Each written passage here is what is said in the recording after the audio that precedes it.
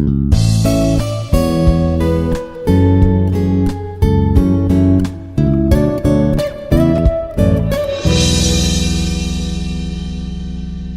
everyone, welcome back to lecture series on aerospace propulsion.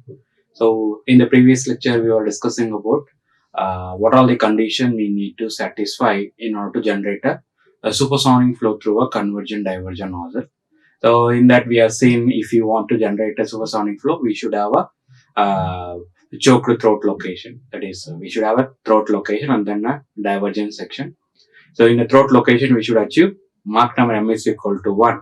So getting Mach number m is equal to 1 at the throat location, what we call it as the choking condition. Okay.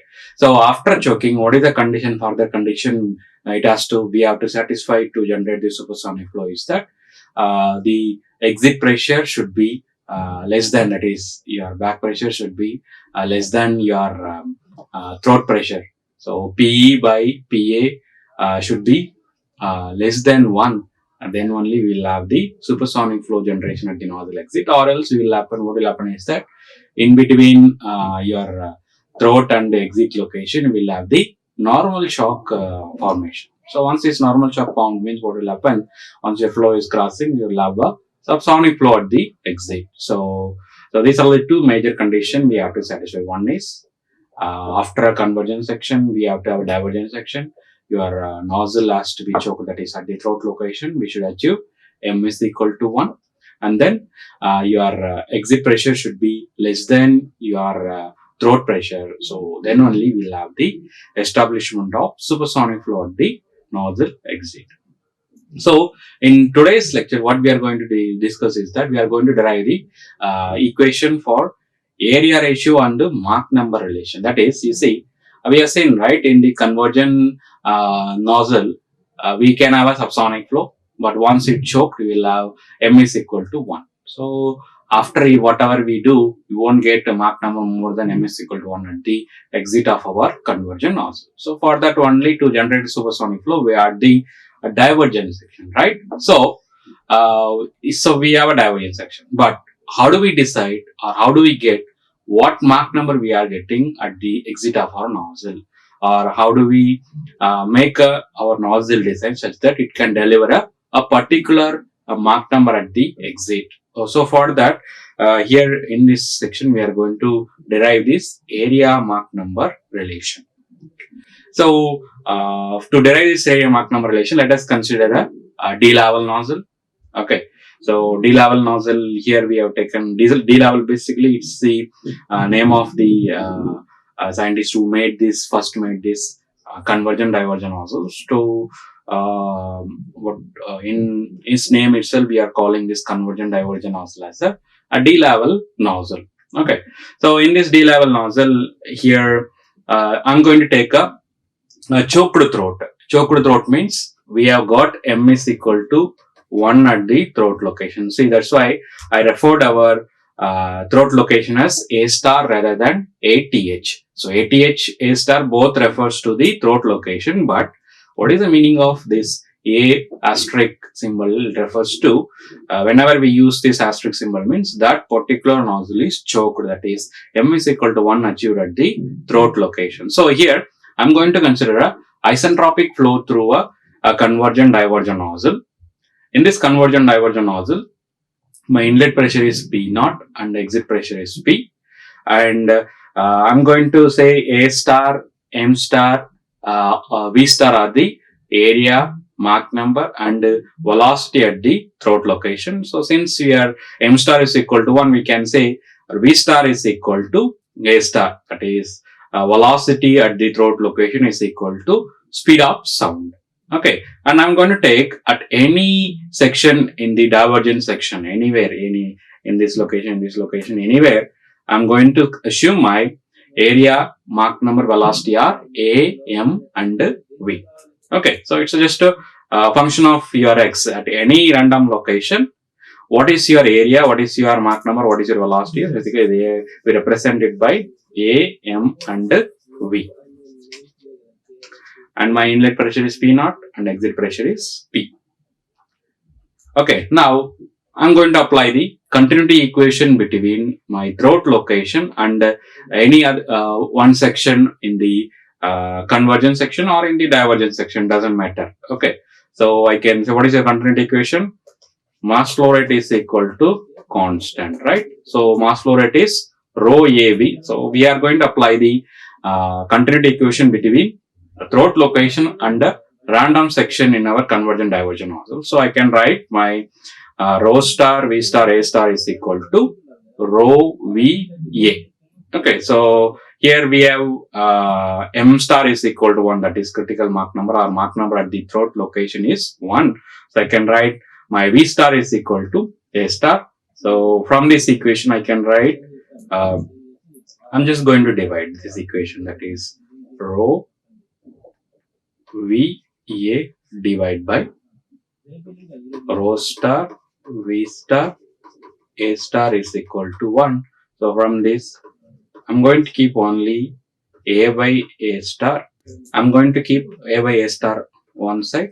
I'm going to take the remaining term to the other side.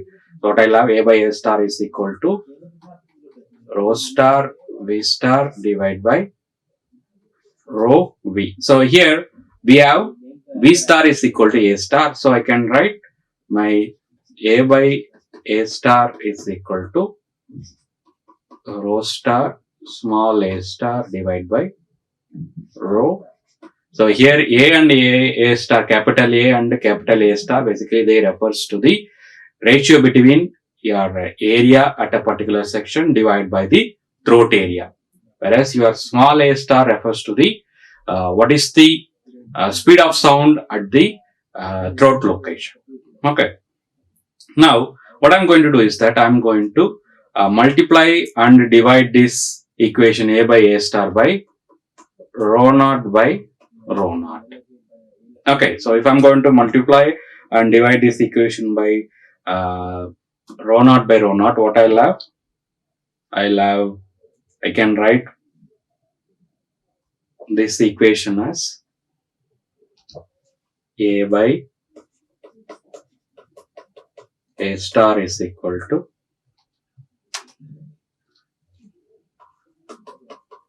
rho star by rho naught into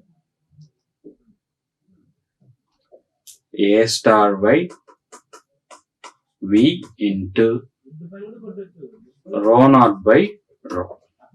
So same equation, this equation I wrote it in this form, rho star by rho naught, A star by V and rho naught by rho. Okay. Now we have already stated that the flow through our convergent divergent nozzle is isentropic. So I'm going to make use of the isentropic relation. So we have density ratio rho naught by rho is equal to 1 plus gamma minus 1 by 2 m square whole pi 1 by gamma minus 1. Okay, so this is our rho naught by rho. Now what is rho naught by rho star? That is the critical condition. What is this rho naught by rho star refers is that basically that is the ratio corresponding to the location where m is equal to 1. So that's a critical density ratio. So I can write m is equal to, if 1 I'm going to substitute, means what I'll have 1 plus gamma minus 1 by 2 whole power 1 by gamma minus 1. So if I'm going to take the LCM, what I'll have 2 plus gamma minus 1 by 2 whole power 1 by gamma minus 1. So this will become gamma plus 1 by 2 whole power 1 by gamma minus 1. That is rho naught by rho star. Okay, so we'll have rho naught by rho star is equal to gamma plus 1 divided by 2 power 1 by gamma minus 1. So we have now rho naught by rho naught by rho star. Next, what is this A star by V or V by A star, which is equal to we already have M star, which is equal to characteristic Mach number. What is this M star? Basically it is the characteristic Mach number. So we already have the equation for this characteristic Mach number, that is M star square is equal to gamma plus 1 by 2 into M square divided by 1 plus gamma minus 1 by 2 M square. Basically it is the relation between free stream Mach number and the characteristic Mach number. So what is this characteristic Mach number in sense? For example, if I'm going to take a flow field, okay, so that is flow which is accelerated from subsonic to supersonic or decelerated from supersonic to subsonic. Okay, let's take a virtual flow where in one case where I'm going to accelerate from m is less than 1 to m is greater than 1. In another case where m greater than 1 is, that is supersonic flow, is decelerated to subsonic flow. Now, whether it is acceleration from subsonic to supersonic or supersonic to subsonic, it has to cross a sonic location, that is m is equal to 1. Okay, so it has to cross this m is equal to 1, right? In that location, okay, what is your speed of sound? That we call it as the A star. Now, if I'm going to divide this A star by velocity at any location of your flow field, either in the supersonic zone or in the subsonic zone, V by A star, which we call it as the characteristic Mach number m star. So this equation for this m star as a function of your local flow Mach number m, we already have. That is m star square is equal to this equation. Now we got all the values, that is here we have m star square, right? So what I'm going to do is that we have A by A star is equal to rho star by rho naught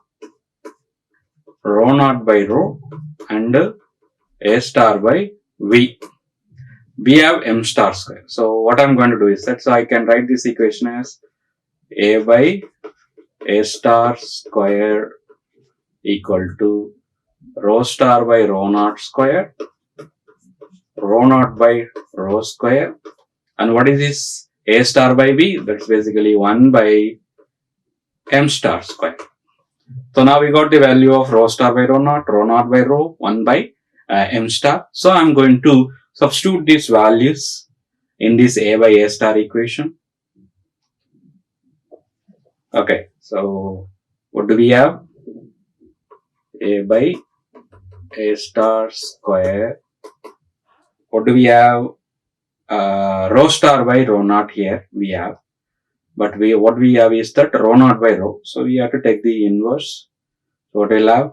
We'll have 2 by gamma plus 1 whole power 2 by gamma minus 1. This is rho star by rho naught into rho naught by rho. What is the rho naught by rho? 1 plus gamma minus 1 by 2 m square whole power 2 by gamma minus 1. Why? From where this 2 came is basically we are squaring it, right? Into, we have m star square, but in this equation we have 1 by m star square. So here what will happen is denominator will come to numerator will go to the denominator. So you'll have 1 plus gamma minus 1 by 2 m square divided by gamma plus 1 by 2 m square. Okay, so we have this equation. Now what we have to do is that we have to simplify this equation. So how do I simplify? So let's take A by A star square. Okay, so here you see we have 1 plus gamma minus 1 by 2 m square whole power 2 by gamma minus 1. Here once again we have one more term, 1 plus gamma minus 1 by 2 m square whole power 1. So since your base is same, we can add the power, and this equation what will happen? 2 plus gamma plus 1 whole power 2 by gamma minus 1 into this term what will happen? 1 by m square 2 plus gamma minus 1, sorry it is gamma plus 1 into 1 plus gamma minus 1 by 2 m square. So we have to, since our base is same, we have to add the power 2 by gamma minus 1 plus 1, right? So now I can write my A by A star square is equal to, once again here also we have the same power, 2 by 1 by m square, 2 by gamma plus 1 whole power 2 by gamma minus 1 plus 1 into 1 plus gamma minus 1 by 2 m square whole power 2 by gamma minus 1 plus 1. So what I will have 1 plus m square into 2 by gamma plus 1. So if I am going to take LCM, what I will have 2 plus gamma minus 1 divided by gamma minus 1 into 1 plus gamma minus 1 by 2 m square whole power 2 plus gamma minus 1 by gamma minus 1. Okay, so what I'll have 1 by m square 2 by gamma plus 1. So this will become gamma plus 1 by gamma minus 1, 1 plus gamma minus 1 by 2 m square whole power gamma plus 1 by gamma minus 1. Okay, so we have the different base, but we have the common power. So what I can do, I can write my A by A star square equal to 1 by m square 2 by gamma plus 1 into 1 plus gamma minus 1 by 2 m square whole power gamma plus 1 by gamma minus 1. So we can see here we have the area ratio and Mach number on the left side. So what is that meaning is that, so from this equation you see we have A by A star square and m square. So what does that mean? We will have 2 A by A stars and 2 Mach number. So we will have kind of 4 solution we will have. Okay. So 4 solution means, so we'll have a 2 A by A star. That is A by A star can be greater than 1 or A by A star less than 1. Okay. So in this you can see we can't have the condition where your A by A star is less than 1.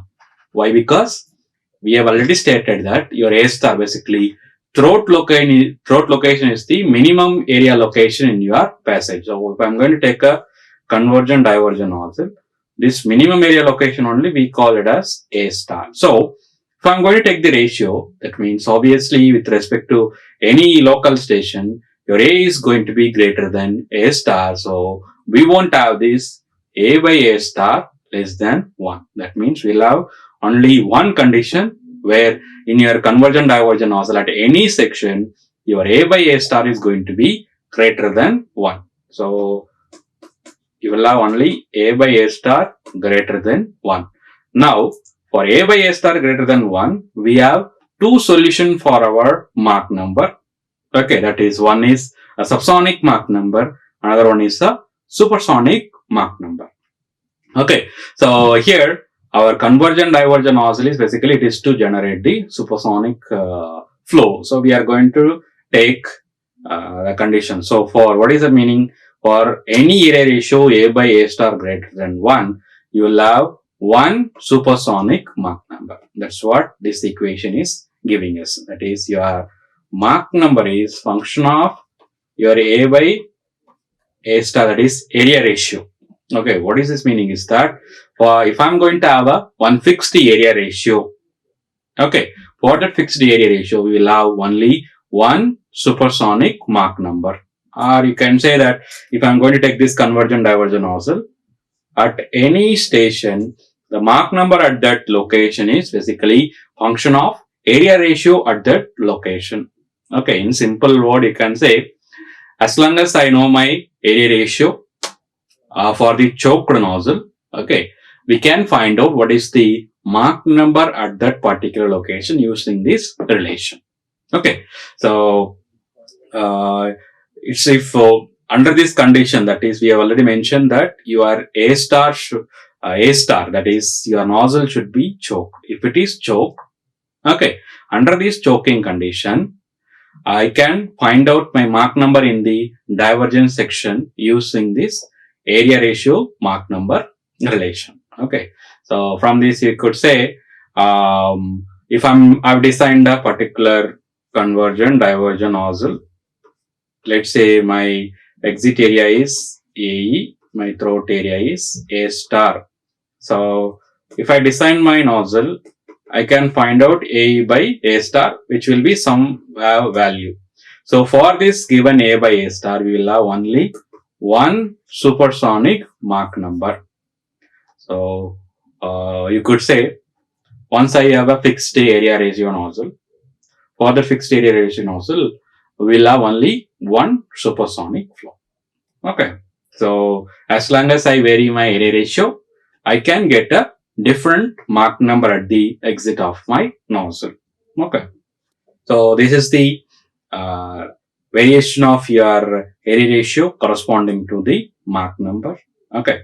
So as you can see here, your subsonic regime variation is too rapid, whereas your supersonic area variation is kind of gradual. Okay. So you can see here, this is the area ratio corresponding to which you will have MS equal to 1.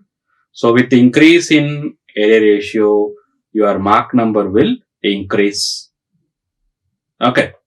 Whereas for your subsonic zone, the increase in area ratio will result in decrease of your Mach number. So we don't bother much about the subsonic region. We only care about the supersonic region. So as long as you are able to increase the area ratio, you can get the Mach number, different Mach number. That is, with the increase in, if A by A star, that is A by A star is increasing, means your Mach number also will increase. That's what this curve shows. Okay. So with this, I'll wind up this particular lecture. So what we have discussed in this class, we were discussing about derivation of this area ratio and Mach number relation. So from this area ratio Mach number relation, we found that for any area ratio, that is exit area and throat area ratio, we'll have only one supersonic Mach number. So if you want to get a different Mach number, only thing you can do is that you can vary the A by A star only. So you can't do anything. Whatever you do to your flow, it's not going to change what is the Mach number you are going to get at the exit of your choked nozzle. So only way to get a different Mach number is to vary the area ratio. Okay. Like, share and subscribe. Hit the bell icon for more updates.